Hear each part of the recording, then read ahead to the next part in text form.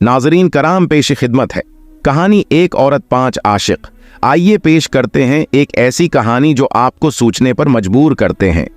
ताजिरों के खानदान की एक बेटी की शादी एक ऐसे मर्द से हुई जो सीर व सियाहत का बहुत शौकीन था। एक मर्तबा वो सफर पर रवाना हुआ और तवील अरसे तक उसकी कोई खबर न आई। उसकी बीवी इंतजार और एहसास तन्हाई के हाथों ताजिरों के एक नौजवान खरो बेटे की मोहब्बत में गिरफ्तार हो गए। दोनों एक दूसरे की मोहब्बत के असीर थे। एक दिन उस नौजवान का किसी आदमी से झगड़ा हो गया। उस आदमी ने पुलिस में रिपोर्ट लिखवाई। सरबराह पुलिस ने उस नौजवान को गिरफ्तार करके जेल में डाल दिया।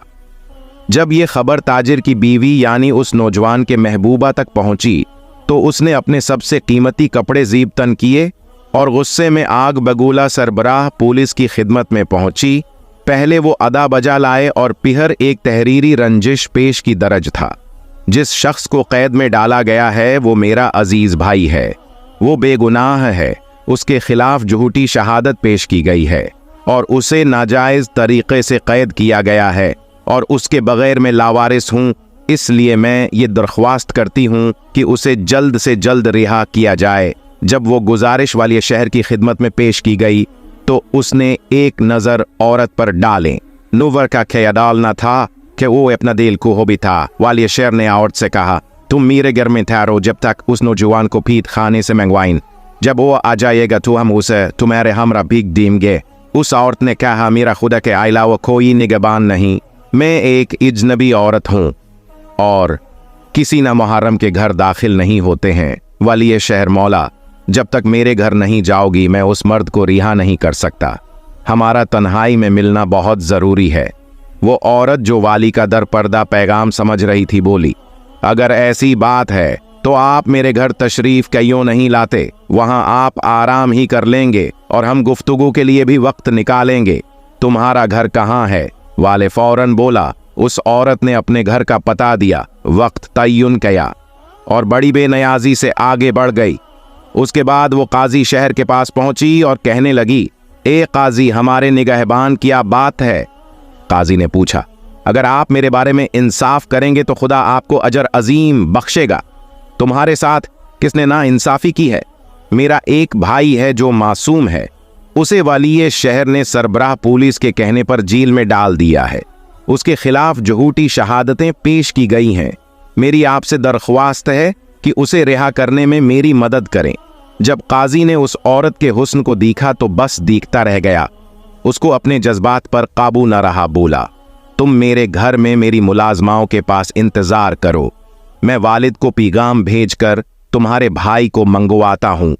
तुम्हारी बातों ने मेरा दिल लिया है। वो औरत उस मर्द के दिल का भेद जान गई।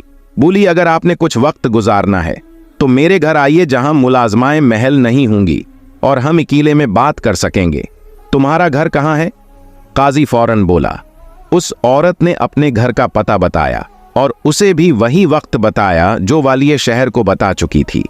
उसके बाद वो वजीर की खिदमत में पेश हुई और उसे भी वही बताया। हुजूर ने भी उसके हुस्न को देखकर मुलाकात का बहाना तलाश किया। औरत ने उसे भी अपने घर की दावत दी और उसी वक्त बुलाया जिस वक्त उसने बाकी लोगों को दावत दी थी।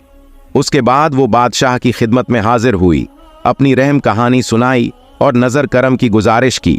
बादशाह वक्त ने उसकी बातें सुनी तो उसका दिल मोहब्बत के तीरों से छलनी हो गया।